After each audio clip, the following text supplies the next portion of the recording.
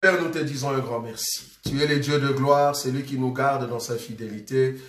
Permets que ce temps que tu veux nous donner dans ta présence soit un moment favorable, que tu veux nous parler encore. Je remets mon frère, je remets ma sœur entre tes mains. Afin que cette parole que tu vas nous donner, Jésus, soit une parole qui touche nos cœurs pour la seule gloire de ton nom. Car tu es le Dieu qui parle dans nos âmes, afin que nous puissions diriger nos vies, non pas selon nos pensées, mais selon ta parole.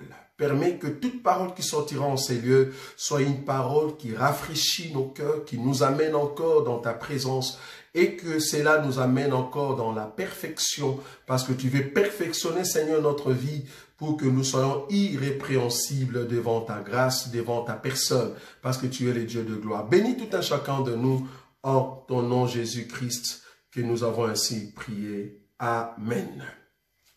Que le Dieu de gloire bénisse tout un chacun de nous. Là où nous sommes, nous allons prendre nos Bibles et nous allons continuer notre enseignement sur... il y a beaucoup d'appelés et peu d'élus. Là, nous avons maintenant touché le thème, un sous-thème ayant comme titre les élus dans l'armée de Gédéon. Donc, nous allons commencer notre écriture de la fois passée, écriture de base, pour la seule gloire de notre Seigneur Jésus. Parce que Jésus est bon. Nous allons prendre nos Bibles, nous sommes dans le livre de Matthieu. Matthieu chapitre 22. Tu vas prendre ta Bible, Matthieu chapitre 22. Que le roi des gloires bénisse tout un chacun de nous pour ce rendez-vous qui nous amène encore dans sa présence. Alléluia. Matthieu chapitre 22. Je commence à partir du verset 2. Le royaume des cieux est semblable à un roi qui fit de noces pour son fils. Il envoya ses serviteurs appeler ceux qui étaient invités aux noces, mais ils ne voulurent pas venir. Il envoya encore d'autres serviteurs en disant, dites aux conviés, voici j'ai préparé mon festin, mes bœufs et mes bêtes grasses sont tués, tout est prêt, venez aux noces. Mais sans s'inquiéter de l'invitation, ils s'en allèrent, celui-ci à son champ, celui-là à son trafic, et les autres se saisirent de serviteurs, les outragèrent et les tuèrent.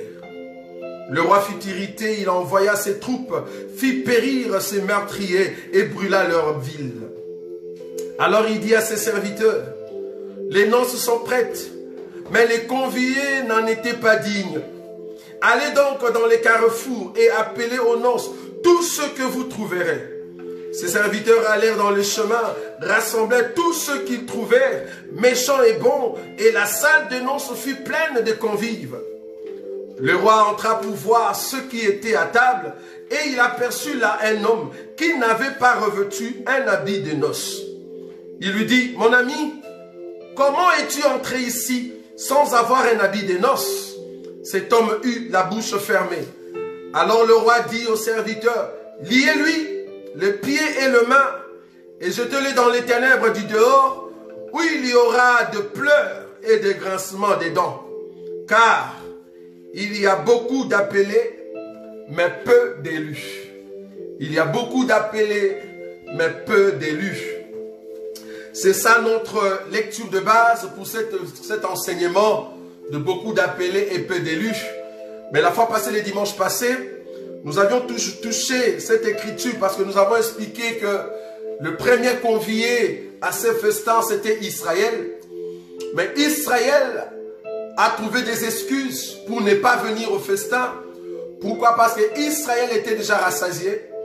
Israël avait déjà mangé. Israël avait des occupations.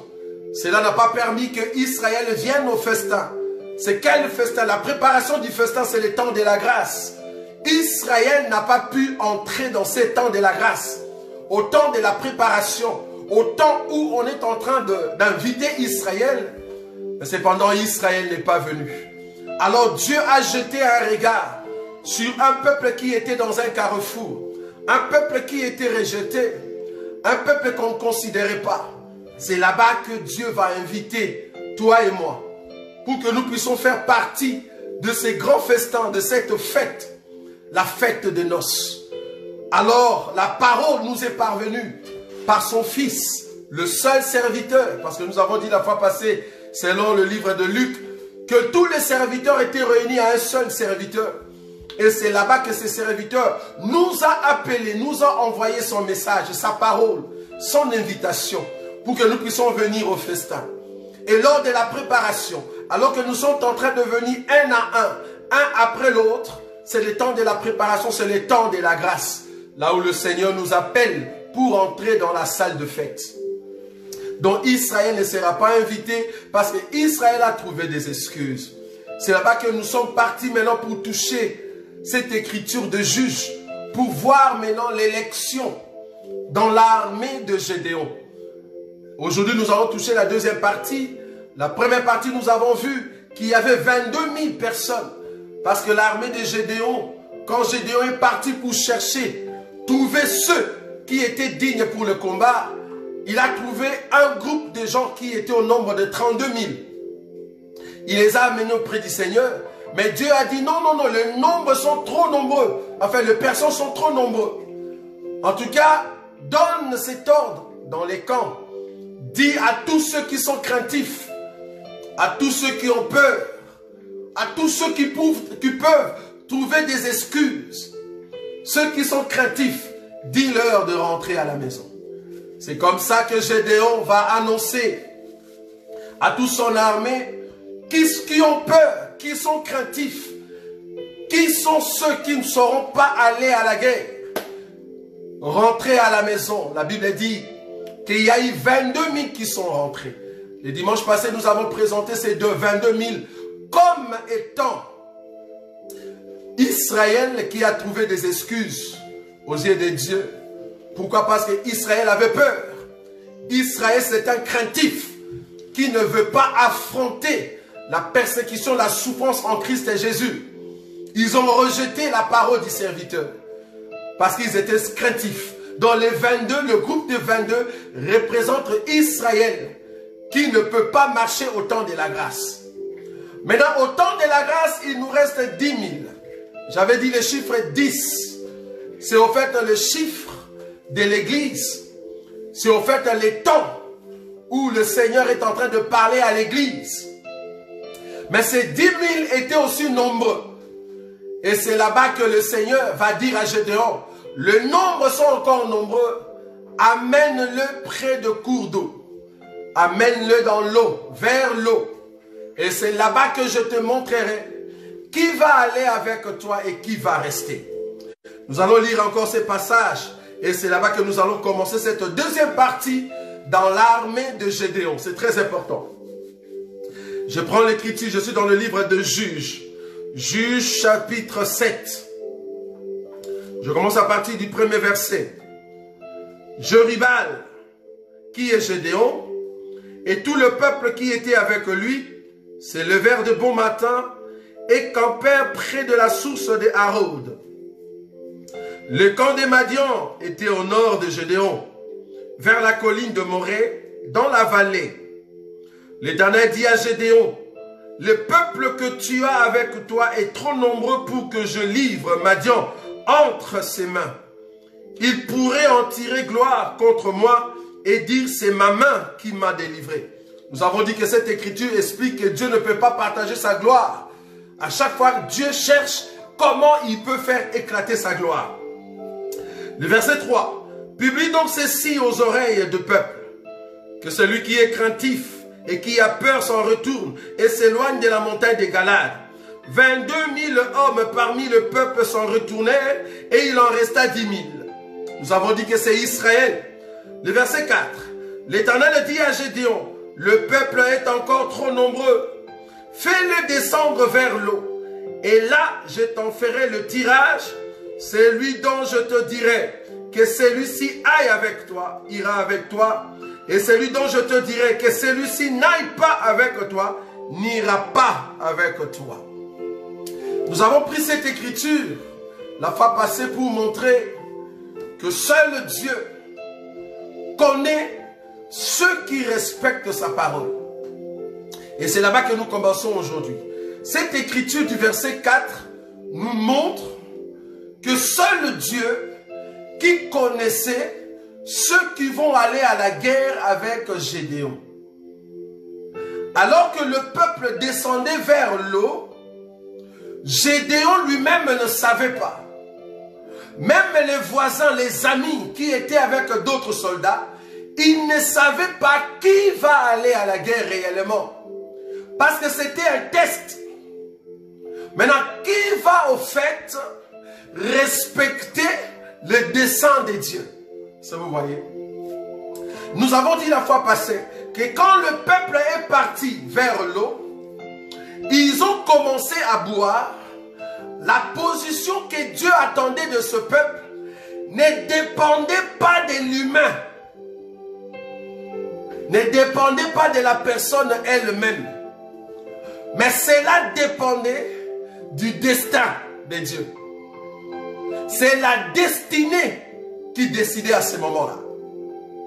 Remarquez, le verset 4, je le répète, l'Éternel dit à Gédéon, le peuple est encore trop nombreux. Fais-le descendre vers l'eau et là je t'en ferai le triage. C'est-à-dire Dieu veut faire maintenant l'élection. Dieu veut choisir. Je me te dit pour aller au ciel, ça ne dépend pas de l'homme bien-aimé. Pour être un élu, ça ne dépend pas de l'homme. Mais ça dépend de la destinée. Si réellement tu viens du ciel, tu rentreras au ciel. Tu ne peux pas aller au ciel si tu ne viens pas du ciel. C'est pour cela que nous disons toujours que Israël est venu de Canaan, il est entré en Égypte, il rentrera à Canaan. Si tu n'as jamais vu Canaan, comment tu peux rentrer à Canaan? Parce que nous croyons par la révélation que nous venons de Canaan et que Dieu nous avait jetés sur terre, nous allons rentrer à Canaan. Très important, bien-aimé. C'est ta destinée qui parle. Je parle de la destinée. Je ne parle pas de quelque chose que tu as calculé dans ta tête. Je ne parle pas des efforts que l'humain peut faire, mais je parle ici de la capacité de la destinée qui est en toi. C'est ça qui parle pour entrer au ciel. Remarquez le verset 5. Gédéon fit descendre le peuple vers l'eau. Et l'Éternel dit à Gédéon, tous ceux qui lapperont l'eau avec la langue, comme on lappe le chien, tu le sépareras de tous ceux qui se mettront à genoux pour boire. Tous ceux qui lapperont l'eau avec leur langue, comme on lappe le chien, tu le sépareras de tous ceux qui vont se mettre à genoux pour boire. Seulement ceux qui vont laper l'eau comme des chiens en amenant l'eau avec leurs mains, ce sont eux qui vont aller à la guerre avec toi. Maintenant, posons-nous des questions. Est-ce que Dieu savait réellement qu'il y aura seulement 300? Parce qu'ils étaient au nombre de 10 000. Est-ce que Dieu sait qui va aller au ciel? C'est une question qu'on nous pose tout le temps. Est-ce que Dieu sait qui va aller en enfer? Est-ce que Dieu sait qui va aller au ciel? Nous disons oui.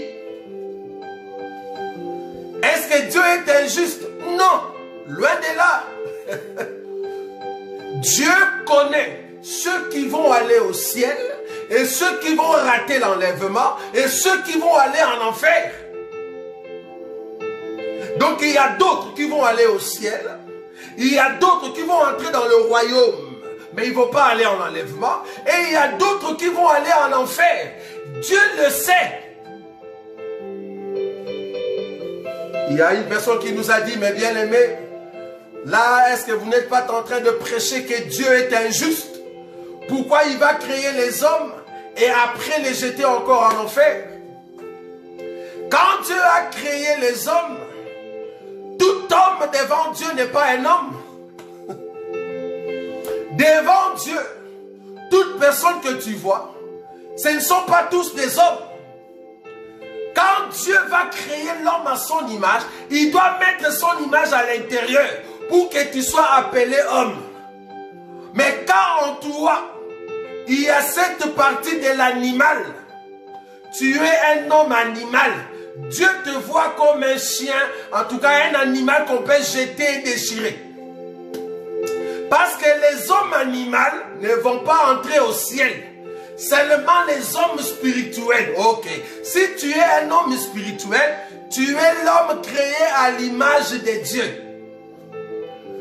Ce n'est pas tout homme qui a été créé à l'image de Dieu, mais c'est seulement ceux qui ont l'image de Dieu qui est le Seigneur Jésus. Si le Seigneur Jésus s'y retrouve en toi, alors tu es l'image de Dieu.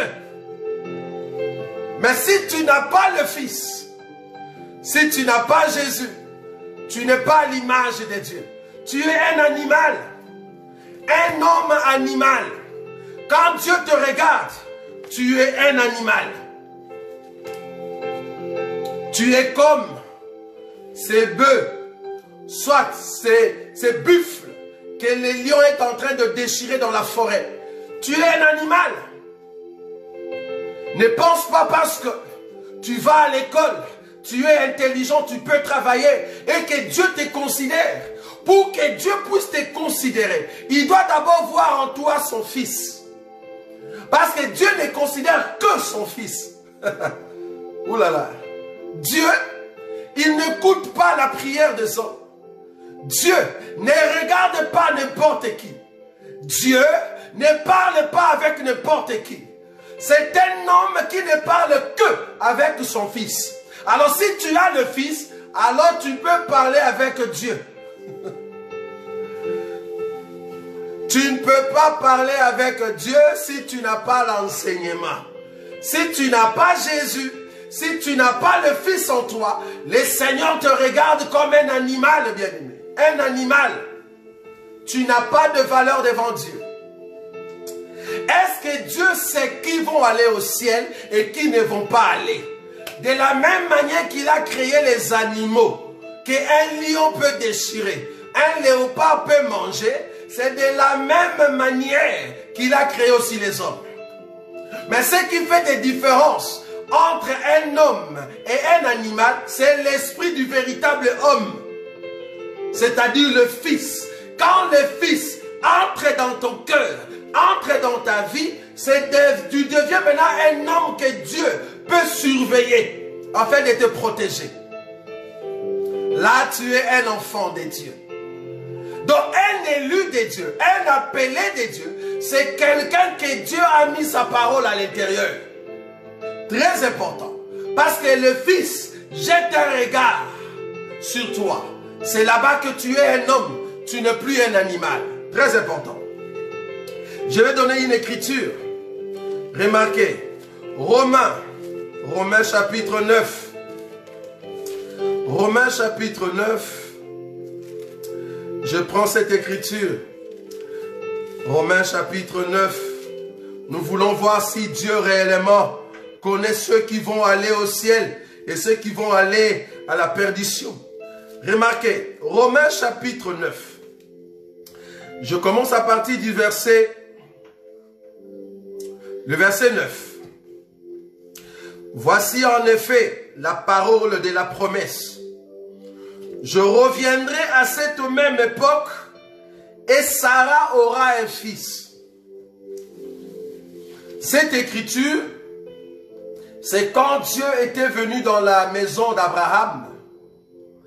Il a promis à Abraham que à cette même époque, l'époque dans laquelle nous sommes, mais l'année prochaine, à la même époque, je reviendrai et Sarah aura un fils. J'aime ça. C'était un fils de la promesse qu'on a promis à Abraham qui n'avait pas un enfant avec Sarah. Maintenant, Dieu va promettre que l'année prochaine, à la même époque, Sarah aura un fils. Je reviendrai. Donc quand tu verras Sarah avec un fils, comprends que je suis revenu.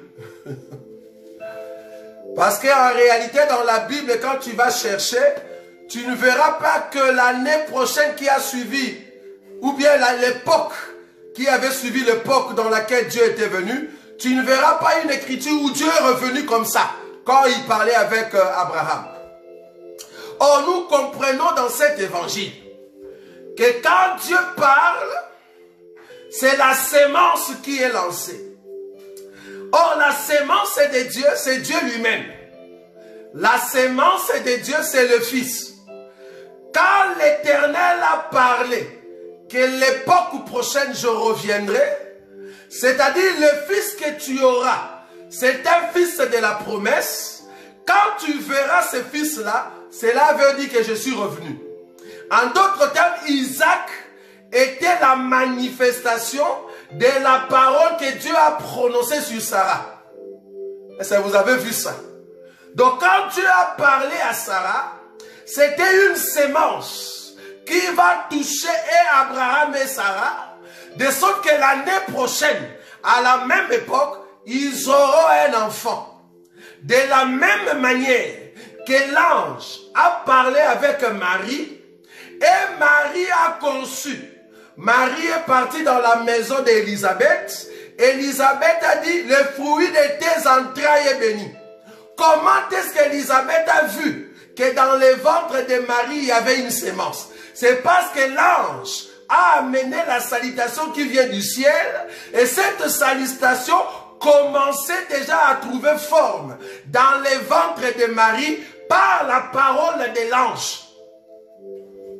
Et c'est dans cette manière que quand Dieu a parlé à Sarah, a parlé à Abraham, c'était la sémence qui commençait.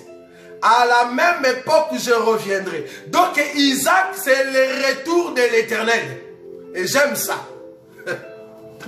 Or, nous savons tous, si nous sommes en 2020, à la même époque de 2020, et que je dois venir dans votre maison l'année prochaine à la même époque, cela doit s'écrouler environ 12 mois.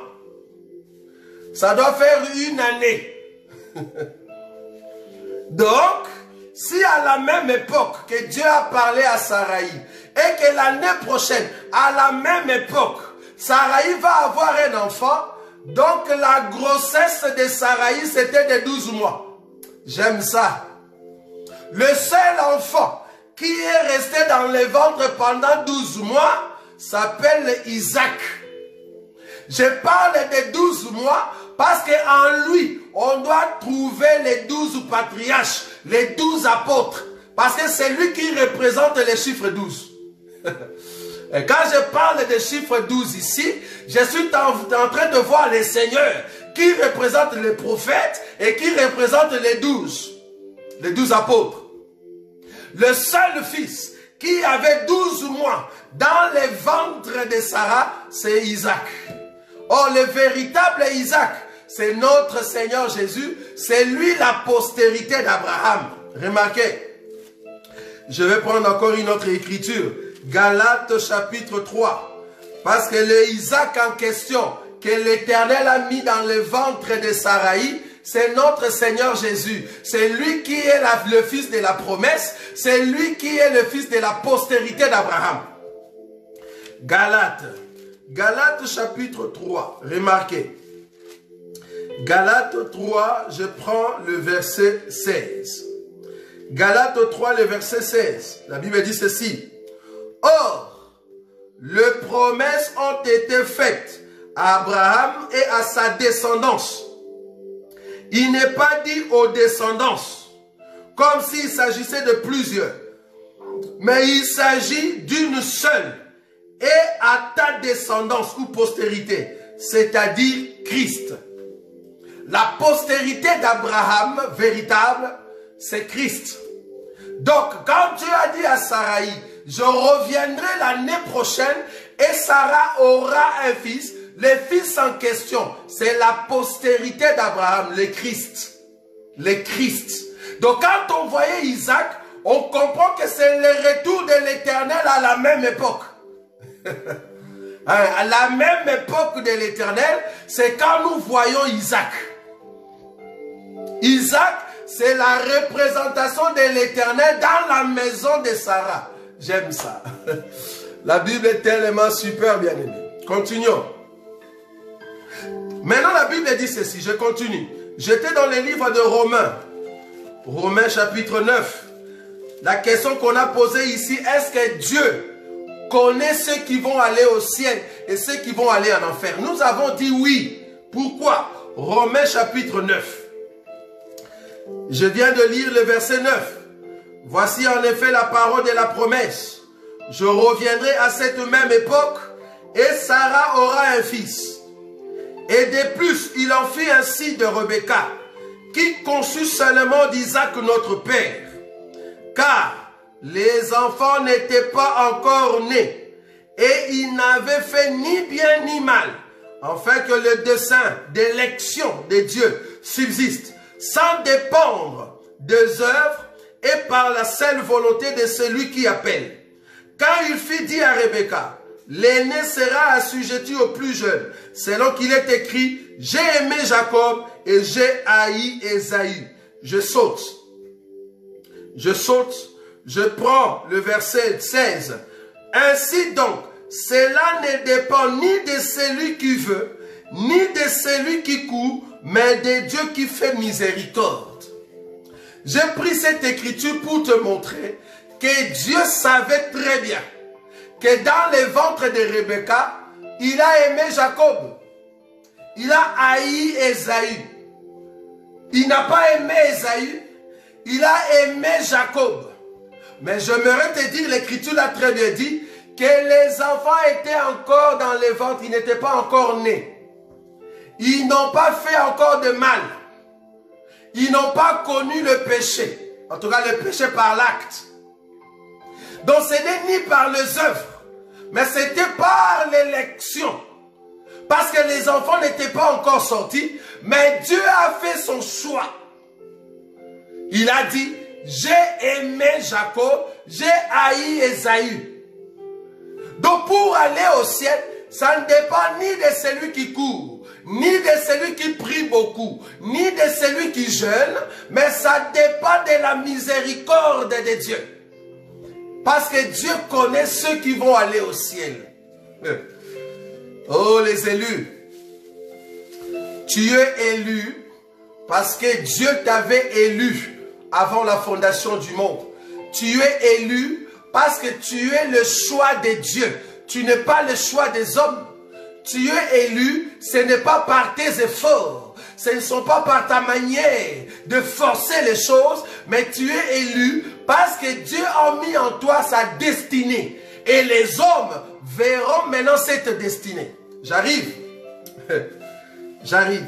Donc là, j'ai répondu à la question de savoir, est-ce que Dieu connaît ceux qui vont aller au ciel? Nous disons oui, parce que c'est lui-même qui a fait le choix. C'est lui qui a choisi cela. Il a fait l'élection alors que nous n'étions pas encore nés. Nous étions encore dans l'inconnu sur la terre. Mais Dieu avait déjà fait son choix. J'aimerais te dire, bien-aimé, tu es le choix de Dieu. J'aimerais te rassurer que tu es le choix de Dieu. Si aujourd'hui, tu continues dans la marche avec le Seigneur, ce n'est pas par tes efforts, mais c'est par la grâce qui réside sur toi, parce que tu viens du ciel. Et Dieu veut te remettre sur le plan, sur le marche, afin que tes pas marchent dans l'assurance du salut. Très important. Tu es le choix de Dieu. Oh Seigneur, merci. Le choix de Dieu. Maintenant, la deuxième question. Est-ce que les hommes, par exemple tes amis ou ton pasteur, peut savoir que celui-ci va aller au ciel et celui-là va aller en enfer? Ça, c'est une très bonne question. Est-ce que mon frère dans l'église peut savoir réellement si je peux aller au ciel ou je peux aller en enfer? Nous allons répondre par les Écritures. Prenons acte des apôtres. Est-ce que mon frère ou mon pasteur peut savoir si réellement je viens du ciel? Acte des apôtres. Très important cet enseignement pour savoir si je suis un élu de Dieu ou pas, si je veux aller au ciel ou pas. Actes des Apôtres chapitre 9. Remarquez, je prends le verset 11. La Bible dit ceci. Actes des Apôtres chapitre 9 à partir du verset 11. Et le Seigneur lui dit, lève-toi, va dans la rue qu'on appelle la droite et cherche dans la maison de Judas un nommé Saul de Tarse, car il prie et il a vu en vision un homme du nom d'Ananias qui entrait et qui lui imposait les mains afin qu'il recouvre la vue. Ananias répondit, Seigneur, j'ai appris de plusieurs personnes tout le mal que cet homme a fait. En d'autres termes, j'ai appris auprès des hommes, j'ai appris auprès de mon entourage, les hommes de la terre, que cet homme a fait beaucoup de mal. C'est ça. J'ai appris de plusieurs personnes tout le mal que cet homme a fait à tes saints dans Jérusalem. Et il a ici de pouvoir de la part des principaux sacrificateurs pour lier tous ceux qui invoquent ton nom. Mais le Seigneur lui dit, va. Oh, j'aime beaucoup cette écriture. Va, car cet homme est un instrument que je choisis pour porter mon nom devant les nations, devant le roi et devant le fils d'Israël. Et je lui montrerai tout ce qu'il doit souffrir pour mon nom. Ananias avait une information. Cette information, c'était que Saul était un mauvais. L'information qu'Ananias avait, que Saul avait beaucoup de mal. C'était un criminel. Il tuait les saints. Beaucoup de ton entourage, ils ont une information sur toi. Ils ont l'information de ce que tu avais fait. Ils ont l'information de ce que tu avais connu. Mais j'aimerais te rassurer que l'information qu'Ananias avait, c'était le passé de Saul. J'aime ça. C'était Saul au passé. Parce que Saul était dans le présent. Il a déjà rencontré Jésus. Saul, ce n'est plus le Saul qu'Ananias connaissait. Tous ceux qui te connaissent ou qui te connaissaient avant, tu n'es plus la même personne depuis le jour où tu as rencontré le Seigneur. Ils ont une mauvaise information sur toi. Je suis en train de te rassurer que ton entourage, ils ont une mauvaise information sur toi. Toute information qu'ils sont en train de dire, c'est ton passé, bien-aimé. Ah, là tu es dans le présent. Tu as déjà rencontré le Seigneur. Il a déjà brisé les écailles qui étaient sur tes yeux. C'est pour cela que tous ceux qui sont en train de dire, ce sont les informations passées. Ils n'ont pas de nouvelles récentes. Ils n'ont pas des informations récentes qui viennent du ciel. C'est pour cela que je te dis, aucun homme ne sait ce que tu es réellement. Nous pouvons toujours avoir des informations du passé. Mais ce ne sont pas les informations du passé qui caractérisent ton futur, bien-aimé.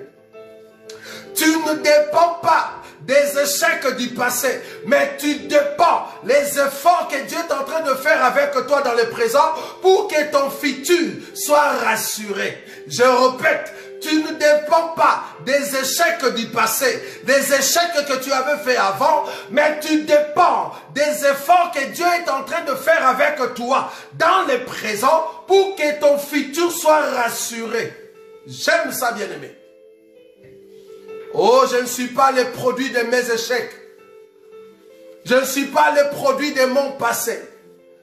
Je suis le produit de ce que je suis avec Dieu aujourd'hui. Tout ce que vous êtes en train de me dire, ça c'est mon passé, bien-aimé. Tout ce que vous êtes en train de comploter, c'était mon passé. Dans le présent, j'ai déjà rencontré le Seigneur. Les écailles sont tombées. Les hommes ne savent pas réellement ce que je suis en train de faire avec le Seigneur maintenant. Quand je dis ça, c'est parce qu'ils ont une mauvaise information du passé. Maintenant, ceux qui ont l'information du présent, c'est là-bas que nous sommes. Parce qu'Ananias a donné une information du passé. Mais l'information du présent, c'est Dieu qui lui donne cela. Dieu lui a dit, cet homme est déjà transformé. C'est mon serviteur. Ça, c'est le présent. Ananias, tu as encore l'information du passé que j'étais un mauvais. J'étais un pécheur. J'étais un criminel. Ça, c'est l'information du passé. Mais Dieu est en train de donner l'information du présent. Je suis maintenant un serviteur de Dieu. Je crains Dieu. Or, si Dieu atteste ce que tu es dans le présent, aucun homme ne peut contester. Parce qu'on doit voir cela. Donc, dans le présent, tu dois manifester Dieu. Pas le péché. Je ne parle plus du passé. Je suis maintenant dans le présent. Donc un homme de Dieu, un enfant de Dieu, dans le présent, parce que tu marches avec Dieu, manifeste Dieu. Manifeste le ministère. Manifeste la piété. Manifeste la vie de la sanctification. Très important. Pas dans le passé. Dans le présent maintenant, si réellement je suis Paul, si réellement j'ai rencontré le Seigneur doit attester que je suis son serviteur. Je suis. Je n'étais pas, je ne serai pas. Je suis. Donc je dois manifester la vie d'un ministre, la vie d'un enfant de Dieu dans le présent. Je comprends. S'ils ont encore l'information du passé, c'est normal qu'ils puissent tâtonner sur toi. Mais dans le présent, qu'est-ce que tu es en train de manifester? Dans le passé, il n'y a rien. Là où vous pouvez m'arrêter. Ça, c'est le passé. Mais c'est le présent qui détermine mon futur avec le Seigneur. Je prends encore une autre écriture, remarquez. Ah, les hommes parlent toujours. Les hommes ne te connaissent pas, bien-aimé. Il n'y a que Dieu qui te connaît. Mais manifeste la vie de Dieu dans ton présent. Actes des apôtres, chapitre 3, 28. Je prends le verset 3. Actes des apôtres, chapitre 28, je prends le verset 3. La Bible dit ceci. Actes des apôtres, chapitre 28, le verset 3. Paul, ayant ramassé un tas de broussailles et l'ayant mis au feu, une vipère, en sortit par le fait de la chaleur et s'attacha à sa main. Quand les barbares virent l'animal suspendu à sa main, ils se dirent les uns aux autres, assurément cet homme est un meurtrier, puisque la justice n'a pas voulu le laisser vivre après qu'il a été sauvé de la mer. Paul secoua l'animal dans le feu et ne ressentit aucun mal. Ces gens s'attendaient, j'aime ça, ces gens s'attendaient à le voir enfler ou tomber mort subitement. Mais après avoir longtemps attendu, j'aime ça, après avoir longtemps attendu, voyant qu'il ne lui arrivait aucun mal, ils changèrent d'avis et dirent que c'était un Dieu. Les hommes ne te connaissent pas, bien-aimé. Dans le présent, si tu manifestes Dieu, tout ce qui va t'arriver, les hommes vont penser que tu es dans le passé. Ils vont penser que tu es encore dans le péché. Mais si réellement tu es avec le Seigneur Jésus, ils vont s'attendre en ce que tu tombes, mais ils vont changer de parole. Pourquoi? Parce que tu as Dieu dans le présent. Un élu de Dieu, un appelé de Dieu, marche avec Dieu. Même si tu rencontres des problèmes, des soucis, crois-moi que ces gens-là vont changer de langage. Ceux qui s'élevaient pour te condamner, ceux qui s'élevaient afin de te clouer, ils vont changer de langage. Quand ils verront que le malheur qui t'a frappé, le malheur qui a frappé tes enfants, tu n'es pas tombé, tu as continué dans la foi, ils vont changer de langage. Ils vont changer leur façon de voir les choses. Parce que tu es un élu de Dieu. Un élu de Dieu n'a pas peur quand il y a des soucis, quand il y a des calamités qui le frappent. Mais il va sortir victorieux. Et les hommes doivent changer leur langage. Ça, c'est un enfant de Dieu dans le présent. J'aime ça, bien-aimé. Dans le présent, nous sommes puissants. Nous manifestons la gloire de Dieu. Très important. Waouh! Là, nous étions en train de répondre si les hommes peuvent déterminer si je dois aller en enfer ou aller au ciel. Je dis, s'ils ont encore l'information du passé, ils vont taper à côté. Ils doivent voir mon information présente. C'est que je suis en train de vivre avec Jésus. C'est ça qui détermine si je marche avec le Seigneur. Il ne faut pas prendre le passé, mais prendre le présent de la personne. Si la personne marche avec le Seigneur.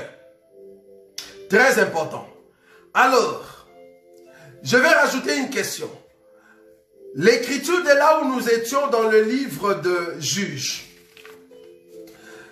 La Bible dit, Dieu a dit à Gédéon, moi-même je te dirai qui va aller avec toi à la guerre et qui n'y va pas. Gédéon lui-même ne savait pas. Gédéon, en regardant, il ne savait pas qui va aller avec moi à la guerre. Ton pasteur, ton entourage, personne ne sait si tu vas aller au ciel.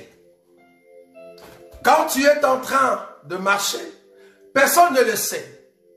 Mais si nous sommes ensemble, devant l'eau, devant la parole, la façon que nous sommes en train de vivre la parole, nous pouvons savoir si réellement tu vas aller au ciel ou pas.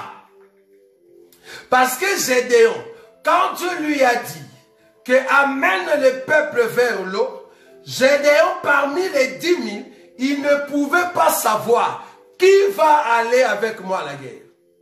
Mais quand ils sont arrivés devant l'eau, Gédéon les a amenés vers l'eau. Amener vers l'eau veut dire, Gédéon les a présenté la parole. Gédéon va commencer à prêcher la parole de Dieu. Gédéon va montrer le peuple Jésus. Aller vers Jésus, aller boire de l'eau qui est notre Seigneur Jésus. C'est ça Gédéon qui amène le peuple vers l'eau. Maintenant, arrivé vers l'eau, quand les peuples sont en train de boire, Dieu avait déjà révélé à Gédéon qui sont ceux qui vont aller avec toi. Seulement ceux qui vont laper l'eau comme un chien en amenant l'eau avec leurs mains. Ok. Donc Gédéon pouvait maintenant déterminer que tel va aller à la guerre avec moi, tel n'y va pas. C'est quand tu es en train de boire l'eau. C'est là-bas qu'il y a la différence. Donc, ton pasteur, ton ami, ton frère peut comprendre que tu vas aller en enfer ou soit au ciel par rapport à ta façon de mettre en pratique la parole de Dieu. Très important. Là, nous sommes dans le présent. Je ne suis plus en train de dire qu'est-ce que tu étais avant, qui tu étais avant. Je ne parle pas de ton passé. Je parle maintenant de la manière que tu es en train de boire l'eau. La manière que tu es en train de mettre en pratique la parole de Dieu. Cela va déterminer si tu vas aller au ciel ou pas. Là, Gédéon peut voir. Parce que Dieu a déjà révélé que c'est lui qui met en pratique ma parole. C'est lui qui obéit à mes ordonnances. C'est celui-là qui sera sauvé. Donc tu vas aller en enfer. Je le saurai. Mon frère le saura. Les bien-aimés le sauront. Quand tu ne mets pas en pratique la parole de Dieu, quand tu ne sais pas comment on boit l'eau. Ah, la Bible. J'aime beaucoup la parole de Dieu, bien-aimé. Avec ton passé, je ne sais pas te juger. Avec ton passé, je ne sais pas comment mettre des informations là-dessus ou des commentaires. Mais avec ton présent, avec le Seigneur, je sais déterminer si réellement tu crains Dieu ou pas. C'est dans le présent. Il y a d'autres qui sont partis plus loin. Mais la Bible dit, ne jugez point. Nous avons déjà enseigné pour dire, non, nous en Christ et Jésus, nous jugerons. Nous jugeons nos bien-aimés. Je peux te juger. Parce que quand je vois que tu ne sais pas boire de l'eau, je vais te juger, bien-aimé. Hein? Nous disons toujours dans cet évangile, quand les Juifs ont amené cette femme en flagrant délit d'adultère, ils ont pris de pierres, ils voulaient lancer sur la femme. Jésus a dit que celui qui n'a pas de péché lance la première pierre. La Bible dit, depuis les plus grands jusqu'aux plus petits, ils ont jeté leurs pierres, ils sont partis. Et Jésus va regarder la femme. Où sont ceux qui t'accusaient? Ah, il n'y a personne. Moi non plus, je ne t'accuse pas. Parce que Jésus n'était pas un juge à ce moment-là. Il était un avocat. Mais aujourd'hui, il est en train de juger, bien-aimé. Aujourd'hui, si tu tombes, nous allons prendre des pierres, nous allons te lancer, bien-aimé. Moi, avec ma pierre, je ne vais pas jeter, parce que la question c'était de savoir, c'est lui qui n'a pas péché, lance la première pierre. Moi, je ne pêche pas, bien-aimé. Ça, tu ne savais pas. Un élu de Dieu ne pêche pas. Un enfant de Dieu ne pêche pas. Et il ne peut pécher parce que la sémence de Dieu est en lui. Donc, comme je ne pêche pas, quand je te vois pécher, je vais te lancer la pierre. Je ne vais pas jeter ma pierre. Je vais prendre la pierre qui est la parole. Je te jette en face. Comme ça, tu as vraiment des blessures, bien-aimés. Parce que nous croyons que cet évangile nous juge. Parce que c'est en nous jugeant que nous arrivons à la perfection. La Bible dit, un enfant de Dieu ne pêche pas. Or, je suis un enfant de Dieu, je ne pêche pas. Je ne peux pas pécher parce que la sémence de Dieu est en moi. Donc, si je prends la pierre, je ne vais pas jeter, je vais te lancer. Je vais te juger. Ah non, bien-aimé, la Bible dit que si tu vois ton frère avec la paille, pardon, ne juge pas ton frère. Comment tu peux juger ton frère alors que tu as une poutre sur ton œil, alors que ton frère n'a que de paille? Cette écriture, j'espère que vous connaissez comment ça se formule. Donc, enlève d'abord la poutre qui est sur ton œil et tu sauras comment enlever la paille qui est sur l'œil de l'autre. Ça, c'était Israël, bien-aimé. Nous, aujourd'hui, Dieu nous a appris comment enlever la poutre.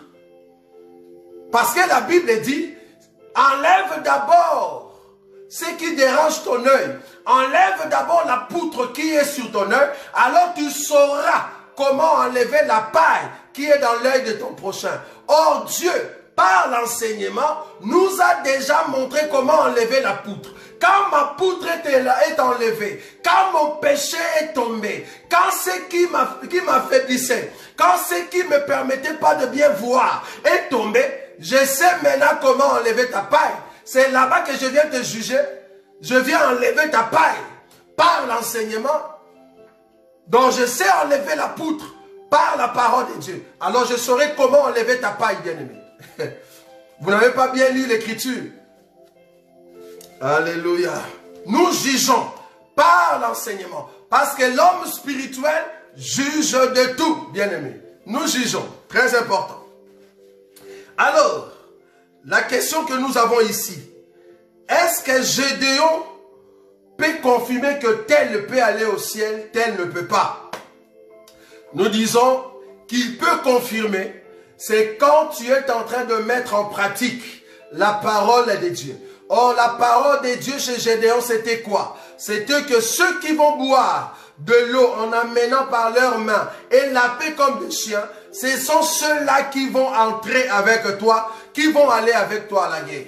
Or, nous disons que laper l'eau comme un chien et prendre par sa main, c'est au fait mettre en pratique la parole de Dieu. Très important. Waouh, c'est très important. Donc en cela, nous allons encore prendre une écriture, excusez-moi. Nous allons juste confirmer si réellement je peux te dire que attention, tu vas aller en enfer ou soit continue parce que tu iras au ciel avec ces comportements. Nous disons oui, si seulement dans le présent la personne est en train de mettre en pratique la parole de Dieu. Maintenant la question c'est de savoir comment saurais-je que mon bien-aimé est en train de mettre en pratique la parole de Dieu? C'est ce que nous voulons répondre. Matthieu chapitre 7. Comment saurais-je que mon bien-aimé est en train de mettre en pratique la parole de Dieu? Matthieu chapitre 7. Je prends le verset 15. Matthieu chapitre 7, le verset 15 jusqu'à 20. Gardez-vous de faux prophètes. Ils viennent en vous en vêtements de brebis, mais au-dedans ce sont de lourds ravisseurs. En d'autres termes, quand je vois mon frère, quand je vois le pasteur, quand je vois le prophète, le docteur, l'évangéliste et l'apôtre, quand je vois ces gens-là, dehors ils manifestent la vie de la sainteté, de la pureté, mais il se pourrait qu'à l'intérieur ce sont de loups. Mais comment saurais-je alors? Comment saurais-je que tel va aller au ciel? Comment? Même s'il mettait en pratique, mais c'est vraiment les dehors. Mais à l'intérieur, il se pourrait que c'est un loup. Mais comment saurais-je? C'est ça la question. Matthieu chapitre 7, le verset 15, je descends. Je prends maintenant le verset 16. Parce que nous avons compris que le verset 15, la Bible dit, gardez-vous de faux prophètes. Ils viennent à vous en vêtements de brebis, mais au-dedans, ce sont de lourds ravisseurs. Or, les dedans, je ne sais pas voir. C'est seulement l'extérieur. Mais l'extérieur, il manifeste comme si c'était une brebis. Ok. Mais Dieu me dit, au verset 16, il continue. Vous le reconnaîtrez à leurs fruits. Ok. Cueille-t-on de raisins sur des épines ou de figues sur des chardons? Tout bon arbre porte de bons fruits, mais le mauvais arbre porte de mauvais fruits. Un bon arbre ne peut porter de mauvais fruits, ou un mauvais arbre ne peut porter de bons fruits. 19. Tout arbre qui ne porte pas de bons fruits est coupé et jeté au feu. C'est donc à leurs fruits que vous les reconnaîtrez. Donc, pour reconnaître un bon arbre et un mauvais, la Bible me dit, le Seigneur me dit que c'est par leurs fruits. Ah, ok. Donc, quand je vois un frère, quand je vois quelqu'un qui se dit serviteur de Dieu, je ne le condamne pas encore. Je dis Amen. Parce que là, c'est l'habit des brebis. Mais à l'intérieur, si c'est un loup, qu'est-ce que je vais attendre? Parce qu'un arbre qui est en train de pousser, on ne sait pas si c'est un bon ou mauvais. Il faut qu'il y ait d'abord le fruit qui sort. C'est-à-dire ce qui était à l'intérieur. Ce qui était dans leur pensée intérieure, la partie du loup doit d'abord sortir. Donc l'arbre ici, c'est la partie de la brebis. Le fruit en question, c'est la partie qui était intérieure, cachée que les hommes ne pouvaient pas voir. Cette partie doit sortir. C'est ça le fruit. Ok. Quand la partie est sortie, il faut prendre ce fruit et goûter. J'aime ça. Quand je goûte ton fruit, je trouve que ton fruit ne donne pas un bon fruit, je comprends que tu vas aller en enfer. En d'autres termes, qu'est-ce que je veux dire? Quand nous sommes avec des frères, nous sommes avec des pasteurs, nous allons les laisser croître. Il faut qu'ils grandissent. Nous devons rester longtemps avec eux. Ce qui est à l'intérieur, un jour sortira.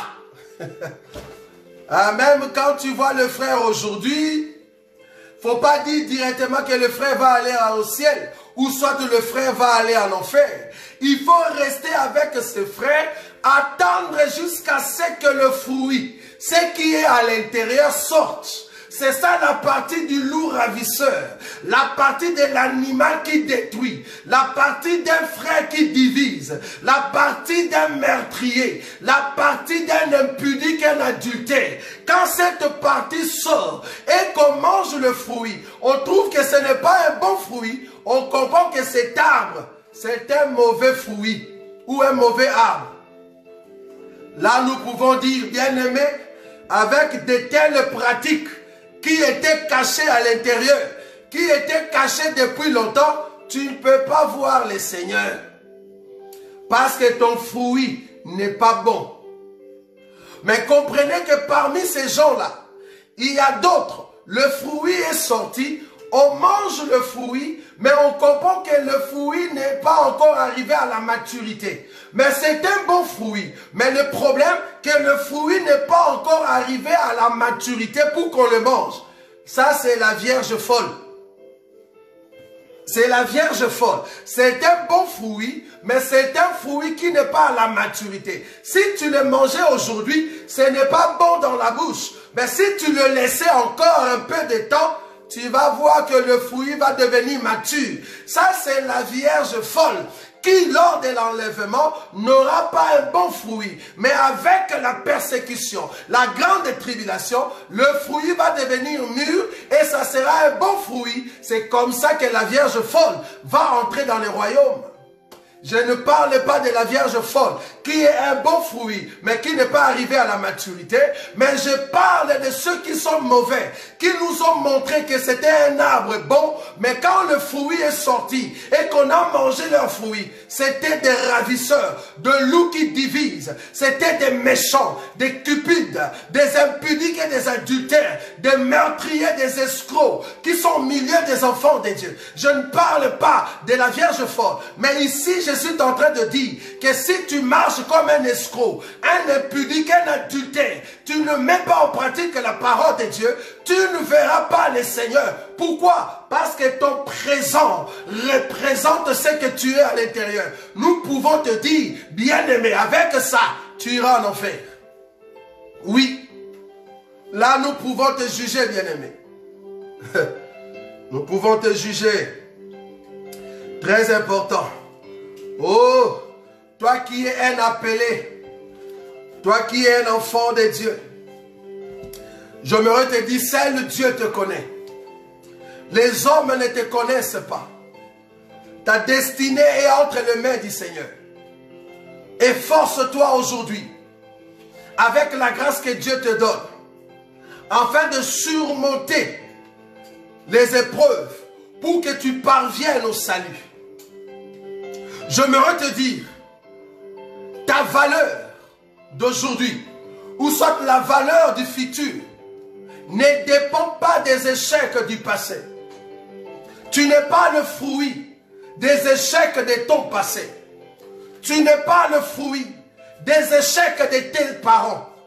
Tu n'es pas le fruit des échecs de ton entourage du passé. Tu n'es pas le fruit des échecs de tous les conseils que tu avais reçus dans le passé. Mais tu es le fruit des efforts que tu es en train de faire avec le Seigneur par la parole au présent pour que tu atteignes dans le futur la dimension voulue par Dieu. C'est ton futur qui compte devant Dieu. Qu'est-ce que tu fais de ton présent pour que tu ailles dans un futur certain? Marche avec le Seigneur. Enlève la cupidité. Jette derrière toi le péché. Si tu es réellement un élu de Dieu qui veut aller au ciel, regarde ton présent. Jette toutes les insultes que les gens t'ont données dans le passé. Regarde-toi valeureux dans la présence de Dieu aujourd'hui et continue la marche avec la grâce que Dieu te donne par la parole. C'est comme ça que tu vas atteindre un futur certain en mettant en pratique la parole de Dieu. Très important, bien-aimé. Car le Seigneur veut que tu puisses aller de l'avant. C'est ça notre destinée. Les échecs d'hier ne peuvent pas déterminer ton futur. Pourquoi? Parce que dans le présent, tu as déjà changé les circonstances du passé. Maintenant, tu es en train de voir le futur pour aller avec le Seigneur. Je veux que tu prennes une décision dans ton cœur. Que ton présent soit certain avec le Seigneur. Que dans ton présent, tu marches avec Jésus. Et que rien ne peut t'empêcher de voir Jésus dans le futur à cause des échecs du passé. Non. Parce que dans le présent, tu es avec le Seigneur. J'aimerais que le Seigneur te fasse victorieux devant tes ennemis, devant ceux qui disent des mal de toi, afin qu'ils changent leur langage. Ceux qui sont animés de mauvais esprits, afin qu'ils changent leur langage. Parce que tu ne dépends pas de tout ce qu'ils ont dit dans le passé, mais tu dépends de ce que Dieu dit de toi dans le futur. C'est très important, bien-aimé. Alléluia. Donc ça, c'est la dimension d'un élu. C'est lui qui marche, non plus dans tout ce qui est passé, mais c'est lui qui marche dans ce que Dieu lui dit dans le présent pour atteindre le futur. Très important. Alors nous allons petit à petit pour cheminer au fait les élus dans l'armée de Gédéon. Remarquez le verset 5.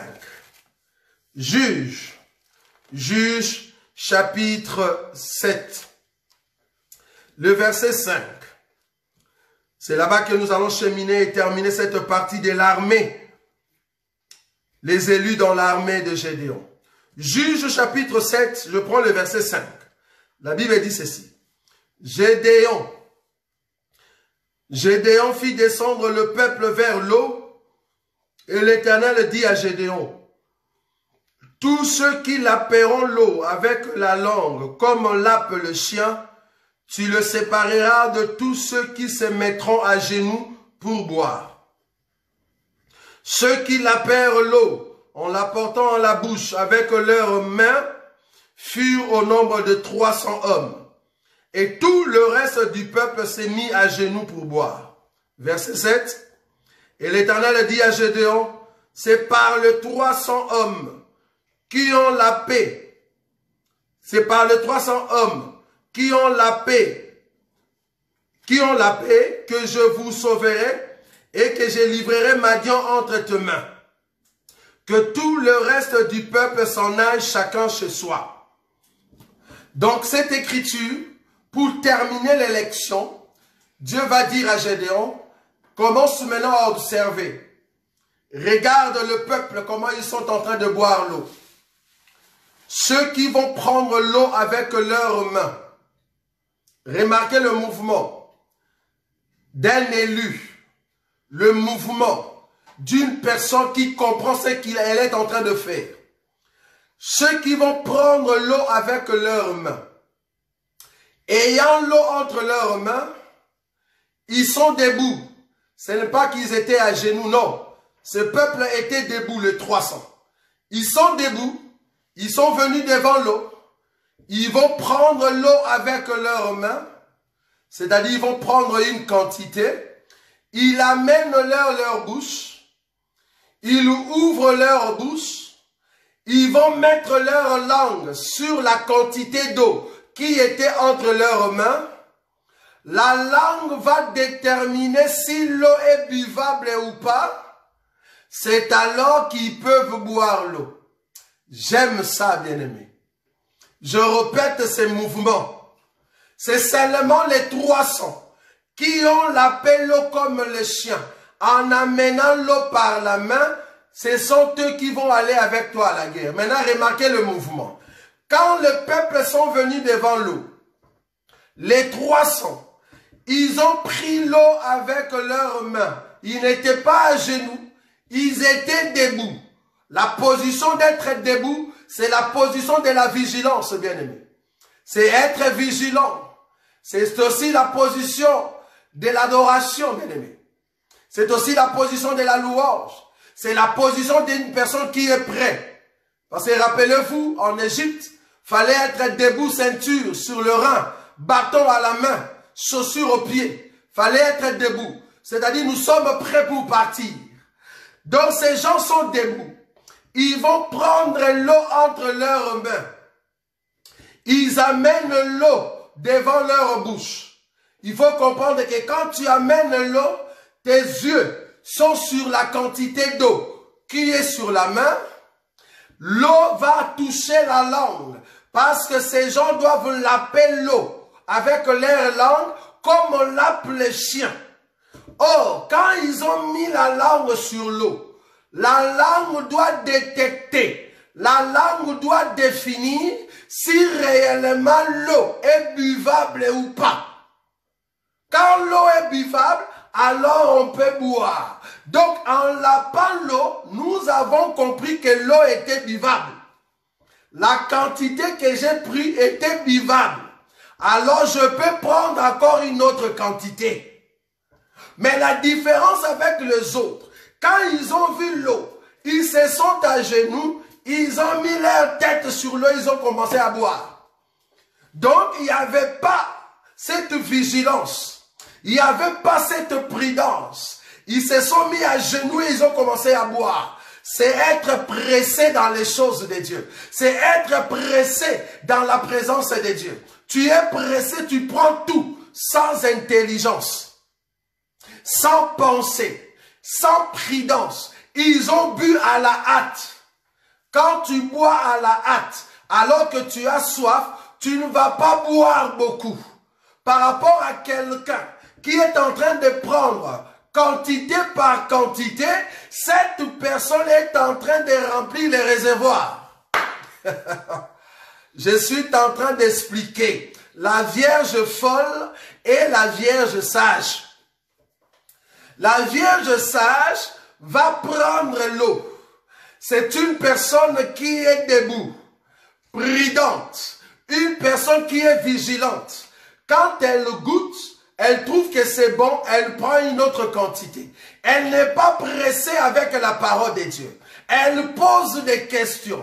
Elle entre dans des détails de choses, afin de comprendre réellement ce qu'elle est en train d'entendre, afin de comprendre l'eau qu'elle est en train de boire. C'est la prudence et l'intelligence. Elle est en train de faire des réserves. J'aime ça. C'est Matthieu chapitre 25. La Vierge sage avait des réserves d'huile. Je prends une quantité, je bois. Je prends une quantité, je bois. Je vais remplir bien mes réserves. Mais quelqu'un qui boit à la hâte n'aura pas de réserves. Parce que tu bois sans intelligence. C'est ça au fait la Vierge folle. Donc nous avons compris que Dieu voulait qu'on vienne devant l'eau pour que nous puissions remplir nos réservoirs. Et comprenez que c'est par la langue que nous sommes en train de définir si la parole est bonne ou pas. Or, la langue que nous sommes en train de goûter aujourd'hui, pour goûter la parole, si la parole est bonne, c'est notre oreille. Si tu n'as pas des oreilles pour bien comprendre la parole de Dieu, tu auras des difficultés. Il y a beaucoup qui entendent mais qui n'écoutent pas. Or, un enfant de Dieu doit entendre et en même temps écouter. Parce que celui qui entend et qui écoute, c'est celui-là qui va aller au ciel, les bien-aimés. Je prends l'eau, avant de boire, je goûte, après je peux boire. Mais remarquez que ceux qui sont à genoux, ils ont directement commencé à boire. Ça, c'est sans intelligence. Tu ne réfléchis pas. Tu viens dans les choses de Dieu. Tu croyais que notre évangile était facile. Tu es venu rapidement. Tu croyais que c'était trop facile, que nous allons caresser le péché. Tu es venu au milieu de nous. Tu es venu précipitamment. Mais avec le temps, quand tu as trouvé que c'était difficile, parce que nous frappons très fort sur le péché, voilà, tu as fui. Tu ne peux pas rester avec nous. Mais comprends qu'un jour, si réellement tu es appelé de Dieu, Dieu te remettra sur le même pas. Parce que la Vierge folle doit fuir cet enseignement pour aller se reposer quelque part. Mais malheureusement, tu reviendras sur le même pas, mais ça sera trop tard. C'est seulement ceux qui acceptent que la parole puisse leur façonner. Ce sont eux qui vont aller au ciel. Un élu, c'est celui qui accepte que la parole le façonne. Qu'il soit façonné par l'enseignement. Transformé par l'enseignement. C'est seulement cette personne qui va aller au ciel. C'est très important ce que nous sommes en train de dire. Alors, pour terminer aujourd'hui, parce que comprenez que nous allons continuer encore prochainement, parce que le Dieu de gloire est en train de nous faire beaucoup de grâce pour cet enseignement. Le verset 7, Juge chapitre 7, le verset 7. La Bible dit ceci. Juge 7, le verset 7. Et l'Éternel dit à Gédéon, c'est par les 300 hommes qui ont la paix que je vous sauverai et que je livrerai Madian entre tes mains, que tout le reste du peuple rentre ou s'en aille, chacun chez soi. Aller chacun chez soi veut dire que tout le peuple, à part les 300, reste sur la terre. C'est-à-dire, ils ont raté l'enlèvement. Est-ce que vous voyez cela? C'est seulement les 300 qui vont aller avec Gédéon à la guerre, en d'autres termes, qui vont aller en enlèvement. Que les autres rentrent chacun chez soi. Rentrer chacun chez soi veut dire laisser les camps de Gédéon, laissez les camps de 300, mais vous autres, rentrez chez vous. Rentrer chez vous, c'est ça, fuir. Sortir de l'enseignement. Abandonner l'enseignement parce que c'était dur. C'est ça la Vierge folle. Tu ne sauras pas atteindre la maturité avec nous, tu vas fuir, bien-aimé. Mais si tu veux que le Seigneur t'amène à la maturité, accepte l'enseignement que nous sommes en train de présenter. Un enseignement dur, mais c'est pour ton salut. Mais ceux qui vont fuir l'enseignement à cause de la persécution, à cause des tribulations, comprenez que vous êtes parmi ceux qui sont rentrés chez soi. Ils vont rater l'enlèvement. C'est seulement ceux qui sont dans les camps de Gédéon qui vont aller en enlèvement, qui vont aller à la guerre. Est-ce que vous voyez ça? Ce sont eux qui vont sauver les peuples contre les Madianites. C'est très important. Donc là, j'ai pris cette écriture pour montrer la différence entre les 300 et ceux qui sont rentrés à la maison. Ceux qui sont rentrés à la maison, c'est la Vierge folle qui rentre, qui va rater l'enlèvement. Et que les 300, c'est ça, la Vierge sage qui va aller avec Gédéon. Oui, bien-aimés, nous sommes en train de présenter un évangile puissant. Un évangile qui affranchit le vide. Un évangile qui t'amène à te préparer davantage. Un évangile très puissant. Un évangile qui rassure les pas de ceux qui aiment le Seigneur. Quand nous martelons sur le péché, c'est pour t'aider toi à fuir le mal et demeurer dans la vie chrétienne. Présenter les éléments, le fruit digne d'un enfant de Dieu. Tu ne peux pas nous présenter la face de la brebis alors qu'à l'intérieur tu es un loup ravisseur. Mais le Seigneur nous a dit de rester avec toi. Nous ne pouvons pas te chasser. Pourquoi? Parce que ce qui est à l'intérieur n'est pas encore sorti. Nous attendons le fruit qui est à l'intérieur. Quand ce fruit va sortir, nous allons goûter ce fruit. Nous allons voir ce fruit si réellement tu es un bon ou pas. Tu vas voir que si tu n'es pas un bon, tu vas fuir au milieu de saints. Parce que ceux qui demeurent dans le péché, ceux qui sont injustes, les pécheurs, ne résistent pas dans l'assemblée des saints. Tu ne peux pas résister. Vu que notre évangile, c'est un évangile de la pureté, de la sanctification. Même si tu t'es caché aujourd'hui au milieu de nous, même si tu t'es camouflé, mais parce que tu es un arbre et que la pluie de Dieu tombe tout le temps, tu vas toujours pousser, vouloir ou pas. Tu vas pousser. Et plus tu pousses, plus tu fais sortir des branches, jusqu'à un moment, le fruit va sortir. Tu ne peux pas te cacher, bien-aimé. C'est pour cela que nous ne pouvons pas te chasser maintenant. Nous attendons pour voir le fruit qui est en toi. Si réellement tu es un appelé de Dieu, si réellement tu es un élu de Dieu, nous le verrons par ton fruit. Ce qui est à l'intérieur, un jour sortira. Un jour sortira. Oh là là, le Seigneur est bon. Parce que le Seigneur garde toujours ses enfants dans sa présence. parce qu'il nous aime tellement. Je vais prendre encore une écriture rapidement et terminer aujourd'hui. Parce que l'évangile que nous sommes en train de présenter, c'est un évangile rempli de la gloire de Dieu. Je vais prendre une écriture. Je suis dans les livres, je crois, je vais prendre rapidement. Je suis dans le livre de 1 Corinthiens. Bon, je prends Galates.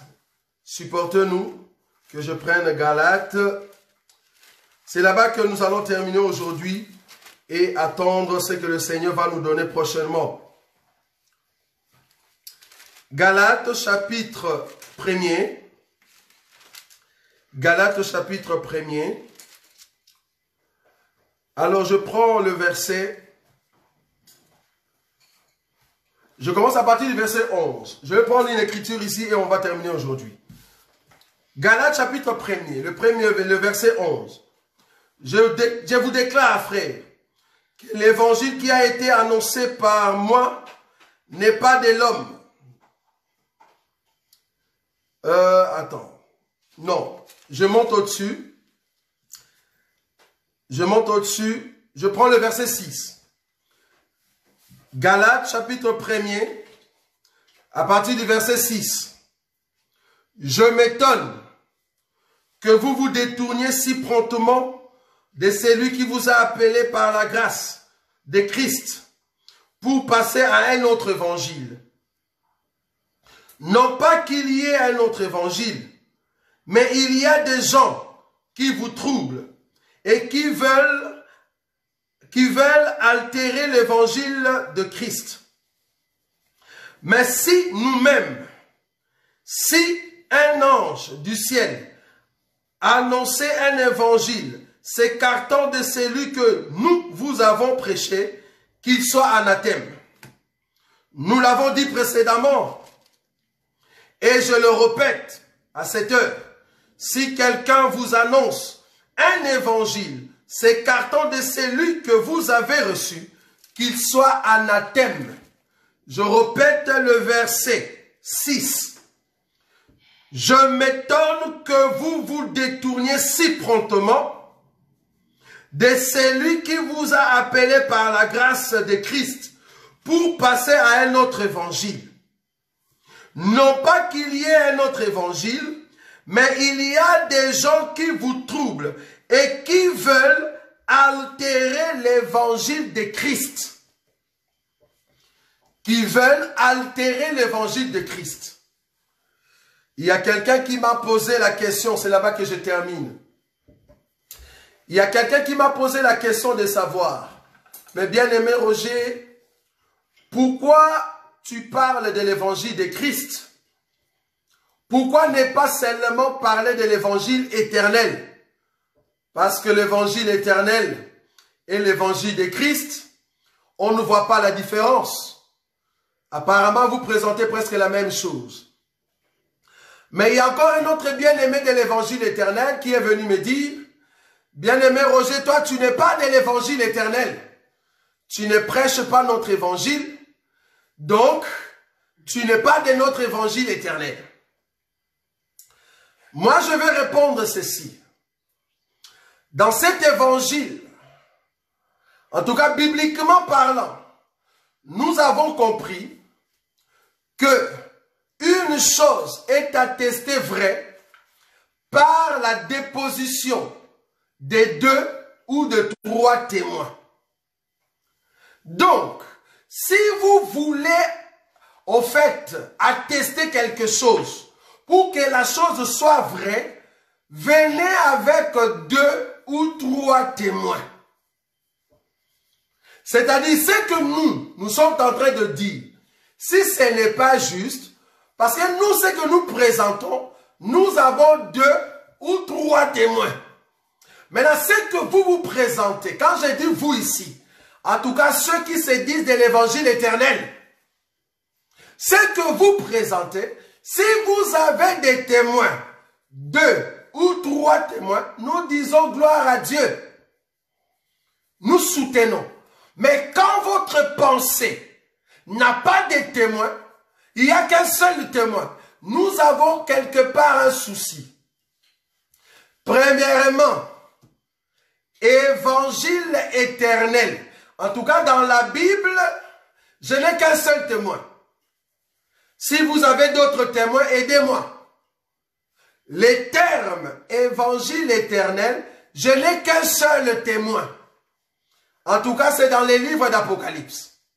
Mais quand nous parlons de l'évangile de Christ, en tout cas, j'ai plus de 7 témoins. Et quand je dis évangile de Christ, j'ai plus de 7 témoins pour ce terme-là. Donc, je ne vois pas pourquoi je dois basculer vers l'évangile éternel alors qu'il y a un seul témoin. Si dans la Bible, la mention qu'on a mentionné plus, c'est l'évangile de Christ, mais je reste là où il y a beaucoup de témoins bien-aimés. Et comprenez que dans l'évangile de Christ, nous sommes en train de préciser les choses. C'est un évangile de précision, pas un évangile de copier-coller.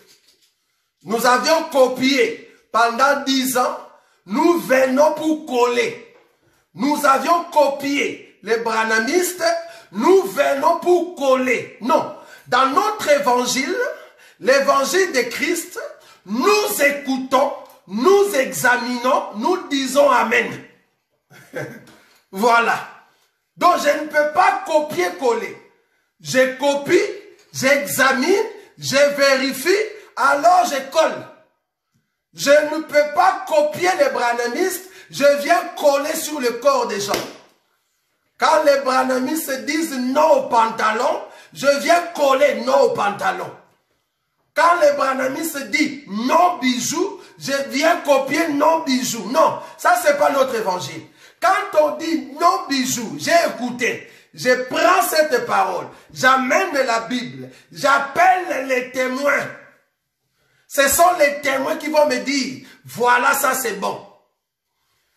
Il y a beaucoup des enseignements dans l'évangile éternel qu'on doit appeler des témoins pour dire que ça c'est pas juste. Là où c'est juste, nous disons Amen. Mais là où ce n'est pas juste, en tout cas les témoins témoignent. En tout cas pas nous. Ce sont les témoins qui ont témoigné que les mots pantalon, dans la Bible, nous n'avons pas trouvé. En tout cas, les mots pudeur, ça on a trouvé. Mais pantalon, ça je n'ai pas trouvé. J'ai trouvé robe. J'ai trouvé le mot robe. Ah, donc si Paul parlait des robes, ça doit être pudeur, modestie et décence. Donc tout vêtement doit avoir ces 3 éléments. Parce qu'avec les temps, les couturiers sont en train de changer la couture. Mais ce n'est pas le problème de la couture, c'est le problème du couturier. Il doit respecter pudeur, décence et modestie. Ça, c'est un enseignement profond. Je sais que le Seigneur nous amènera là-bas et c'est là-bas que nous allons ouvrir les yeux. En tout cas, nous sommes toujours disposés pour ceux qui aimeraient un partage là-dessus. En tout cas, que Dieu vous bénisse. Vous tous qui nous avez écoutés avec cet évangile de Christ, un évangile puissant, un évangile de précision qui amène le peuple dans la perfection, qui n'amène pas le peuple à pécher obligatoirement, qui amène le peuple à pécher gratuitement et les autres font semblant. Non, qui amène le peuple, quand tu pêches, tu reconnais ton mal, tu continues la marche, tu te lèves pour marcher dans la sanctification. C'est un évangile qui nous amène de mieux en mieux dans la présence de notre Seigneur Jésus. Tendre Père, nous te disons un grand merci.